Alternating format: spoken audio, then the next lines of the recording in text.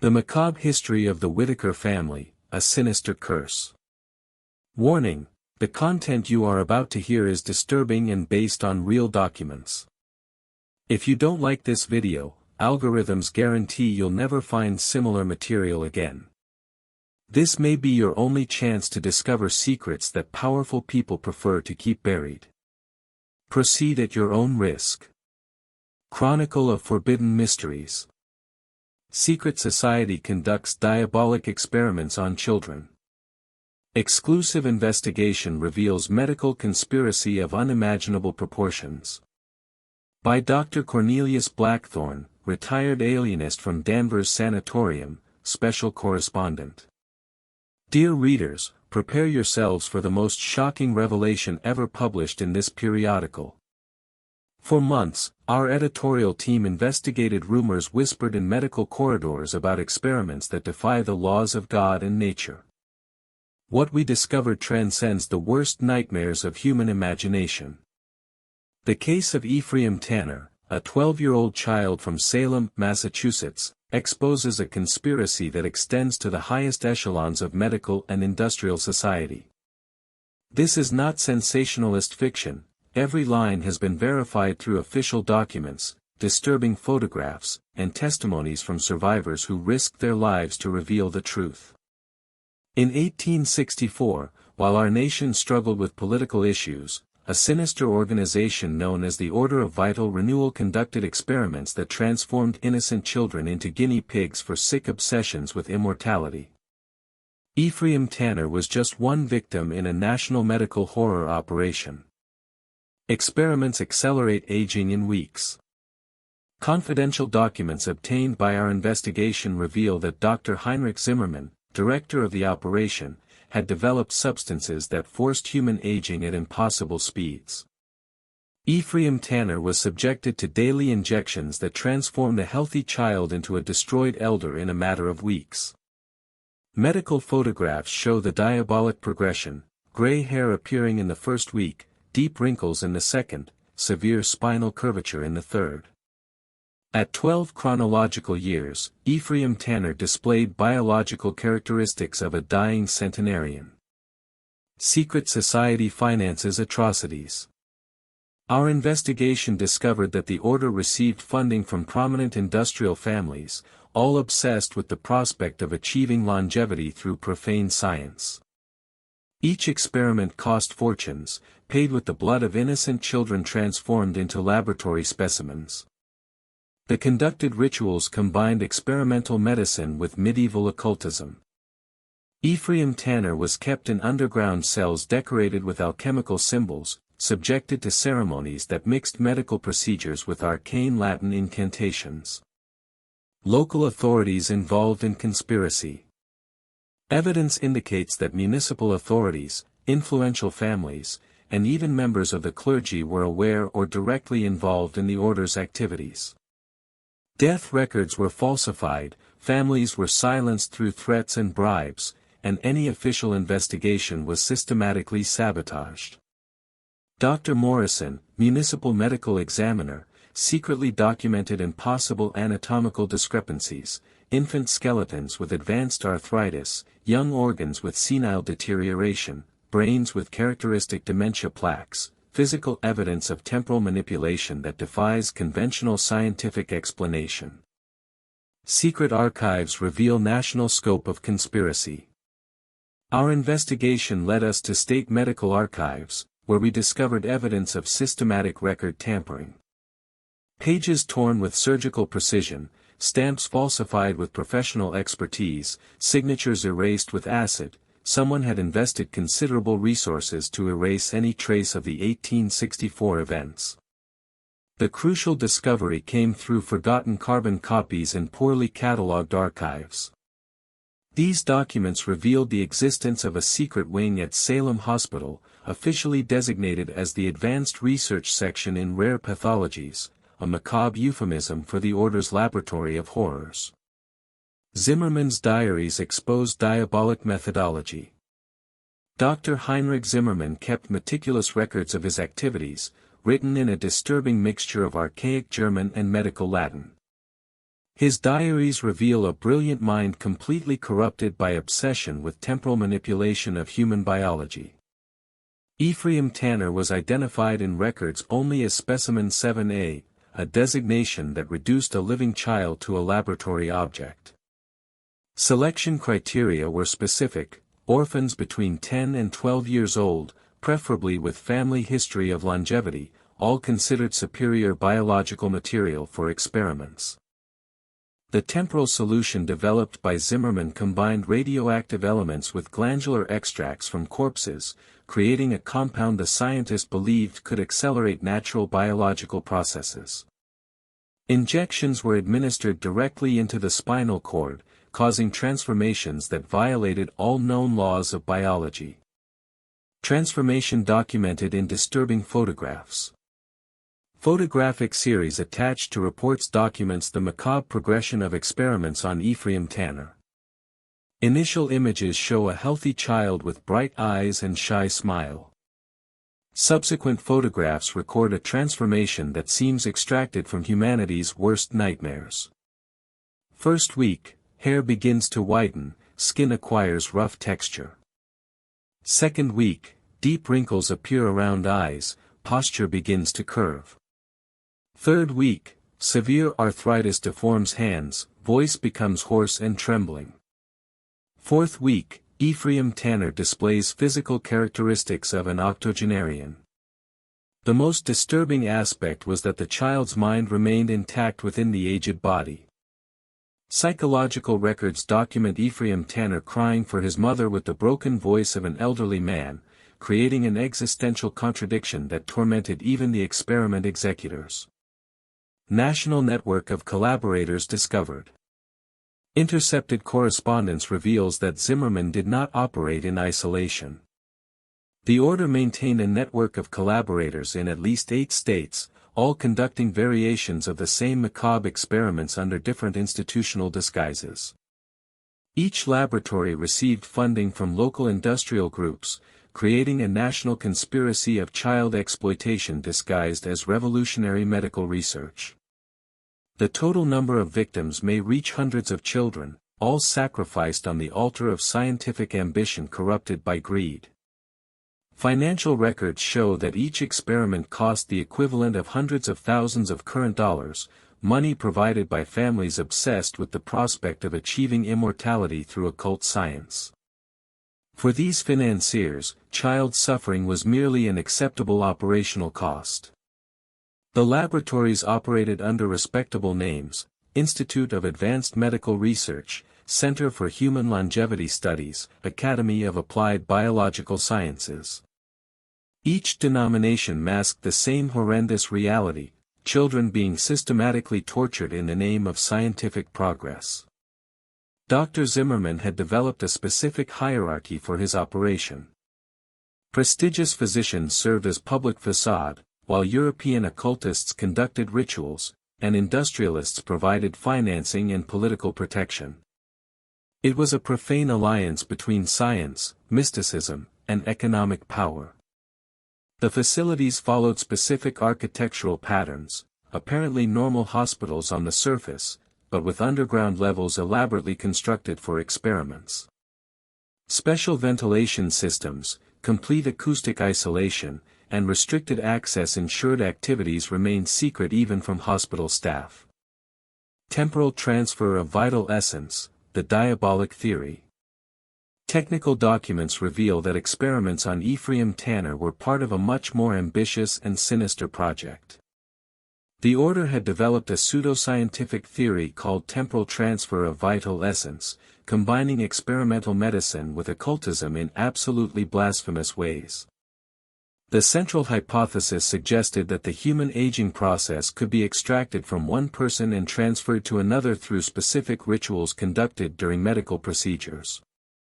Zimmerman believed that by artificially accelerating aging in healthy children, he could concentrate decades of vitality into substances administrable to adults. Underground laboratory combined medicine and occultism.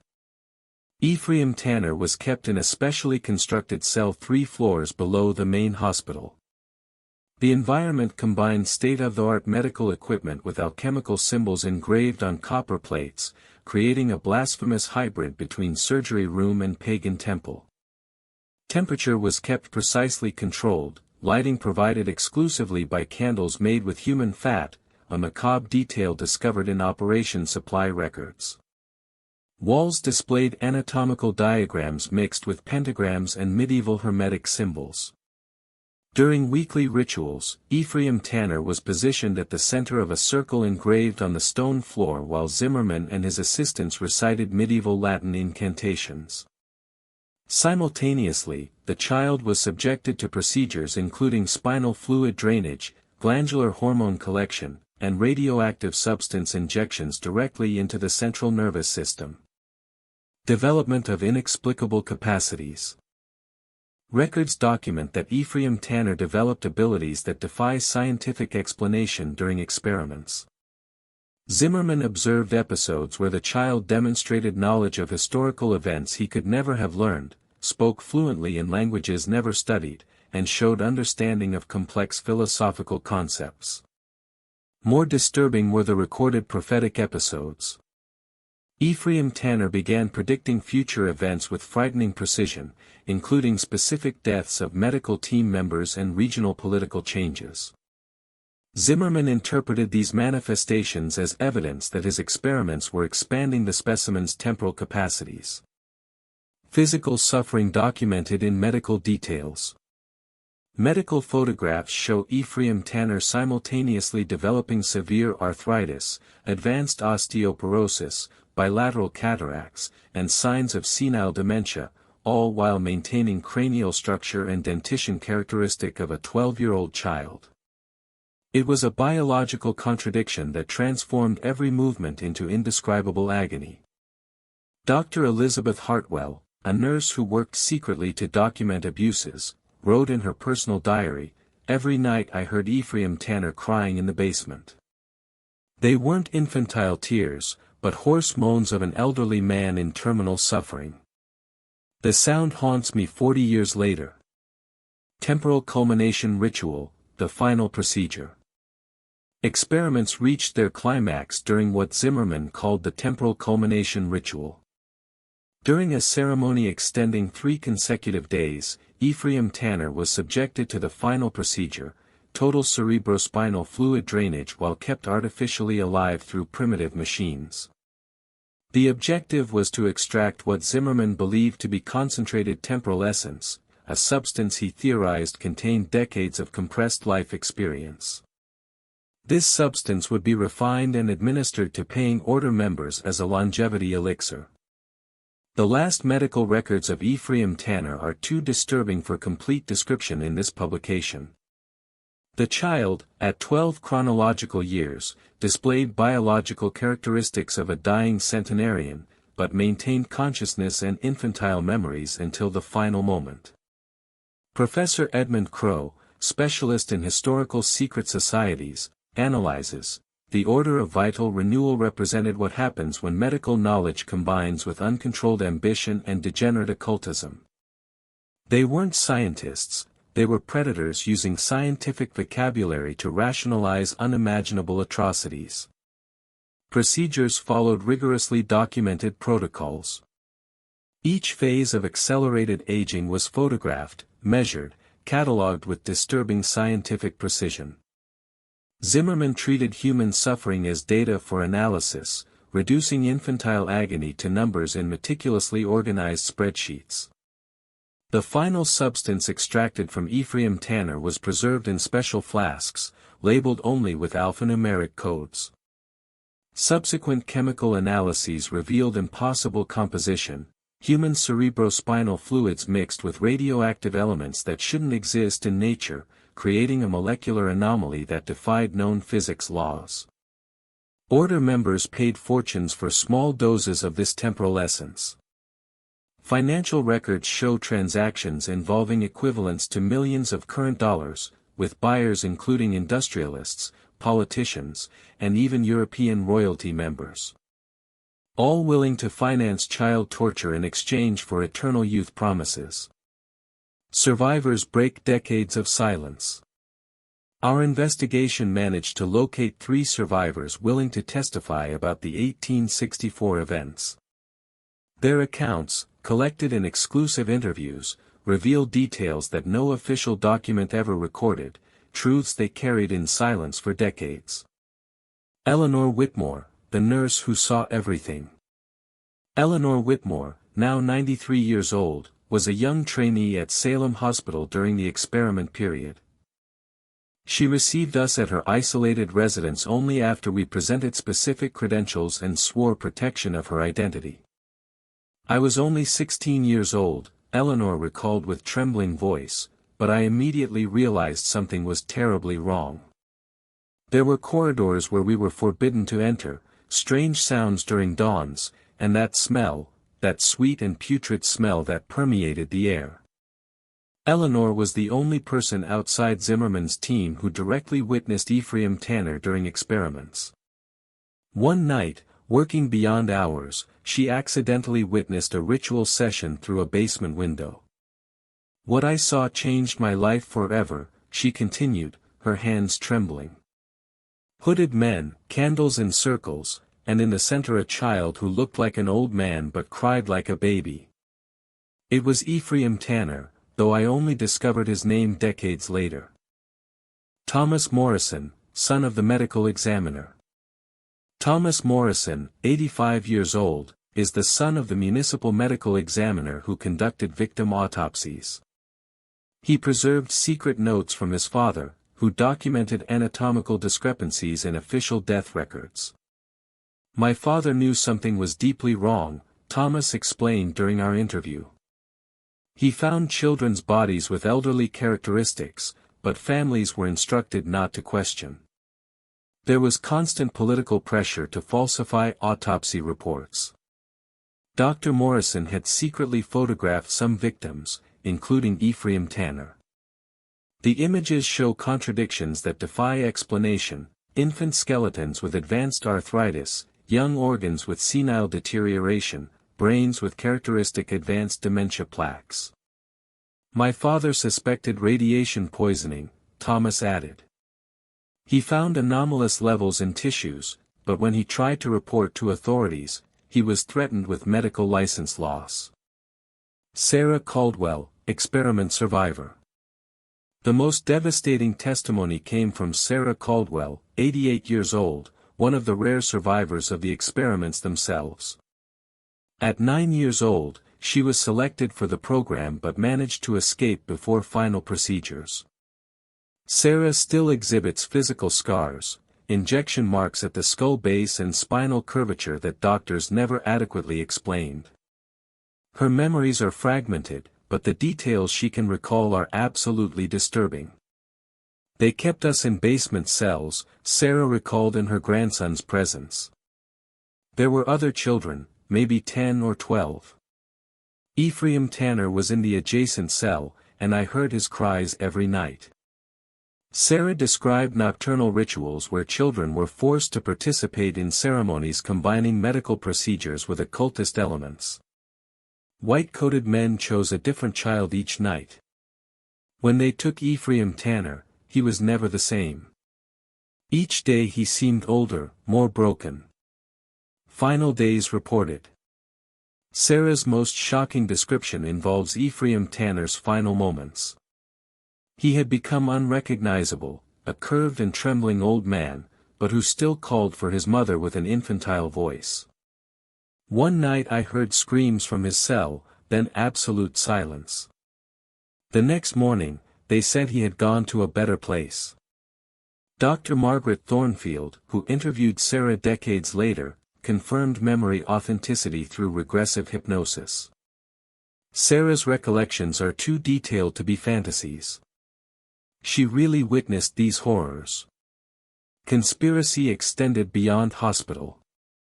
All testimonies converge: the conspiracy extended far beyond hospital walls. Influential families, local authorities, and clergy members were involved or aware of order activities. It wasn't isolated madness, Eleanor Whitmore concluded. It was an organized system, protected by powerful people who considered child suffering an acceptable price to achieve immortality. The three testimonies reveal details that official documents never recorded. Eleanor described the characteristic smell of underground laboratories, a mixture of chemicals, decomposition, and something indefinably malignant that remained impregnated in clothes of those working in secret wings. Thomas preserved photographs his father had secretly taken during autopsies. Images show impossible anatomical anomalies, children with aging characteristics that should take decades to develop, internal organs presenting deterioration typical of centenarians. Sarah provided details about daily routine in underground laboratories. Children were awakened before dawn for medical procedures, followed by educational sessions where they were forced to memorize Latin texts they didn't understand. In afternoons, they participated in rituals combining medical and occultist elements. Conspiracy remains unpunished, culprits escape justice. Our 2-year investigation revealed truths that shook not only our faith in humanity but questioned the very foundations of medical civilization.